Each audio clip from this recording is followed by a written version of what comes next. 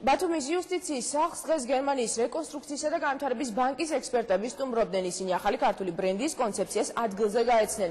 დონორი ორგანიზაცია საქართველოში კადასტრისა და მიწის რეგისტრაციის პროექტს 10 წლის განმავლობაში ახორციელებდა.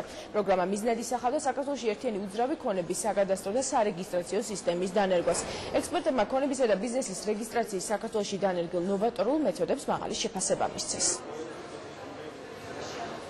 Your number and you go directly to the arrangements. So we can go up to the GORI registration. ჩვენ გერმანიის რეკონსტრუქციისა და განვითარების ბანკს წარმოადგენთ 10 წელია ვეხმარებით საქართველოს მიწის კადასტრისა და რეგისტრაციის საკითხების მოგვარებაში. ახლა როცა პროექტი უკვე დასრულდა, ჩვენ შედეგების გასაცნობად ჩამოვედით და ნანახით აღქმოვანებულები ვართ. ექსპერტები გავაცანით ახალ ქართულ ბრენდს და იუსტიციის სახლის კონცეფციას.